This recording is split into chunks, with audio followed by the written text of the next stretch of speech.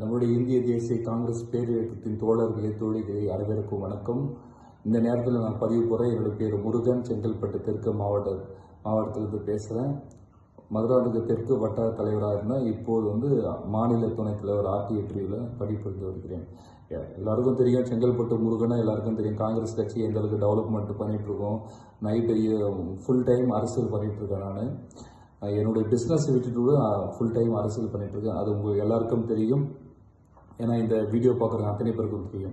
நான் எதுக்காக இந்த நேரத்தில் நான் பதிவு போகிறேன்னா, திராவிட முன்னேற்ற கழகத்துடன் கூட்டணி வைப்பதற்காக தமிழ்நாடு காங்கிரஸ் கமிட்டி உள்ள முக்கிய தலைவர்கள் அயராது பாடுபட்டு வருகிறார்கள். காரணம், அவர்களுக்கு முக்கிய பதவி கொடுப்பதாக திராவிட முன்னேற்ற கழகம் ஒரு வாக்கு கொடுத்துருக்காங்களாம். என்ன முக்கிய பதவி?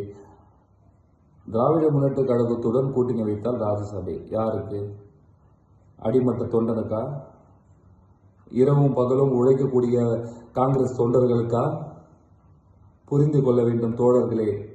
இதுக்கு மேலே நம்ம விழிப்புணர்வு இல்லாமல் இருந்தால் தமிழ்நாடு காங்கிரஸ் கமிட்டி உள்ள முக்கிய தலைவர்கள் நம்மளை கீழே போட்டு மெரிச்சிட்டு போயினே இருந்துருவாங்க. நாம் எதிர்த்து குரல் கொடுக்க வேண்டும். தலைவர் ராகுல் காந்தி தான் நம்மளுடைய தலைவர், வேற யாரும் நம்மளுக்கு தலைவர் கிடையாது. சரிங்களா? இங்கே தமிழ்நாடு காங்கிரஸ் கமிட்டியில் உள்ள ஒரு முக்கிய தலைவர்கள் திராவிட முன்னேற்ற கழகத்துடன் கூட்டணி வைக்கும் என்று போராடி கொண்டு இருக்கிறார்கள். காரணம் என்னன்னா, நீங்க பார்த்து இருப்பீங்க, நம்ம காங்கிரஸ் கட்சிக்காரர்களை ஒரே ஒரு மாவட்ட தலைவரை, ஒரு ஒன்றிய செயலர், திமுகவுடைய ஒன்றிய செயலர் மதிக்கிறானா? ஒரு நகர செயலரை மதிக்கிறானா? ஏன் இது காங்கிரஸ் கமிட்டி உள்ள தலைவர்களுக்கு தெரியாதா? ஏன் ராஜ்யசபா வாங்கக்கூடிய சிதம்பரம் அவர்களுக்கு தெரியாதா? எல்லாருக்கும் தெரியும். நம்ம எல்லாம் அடியாட்கள். காங்கிரஸ் கட்சியில் அடியாட்களாக தமிழ்நாடு காங்கிரஸ் கமிட்டி வச்சுருக்கு.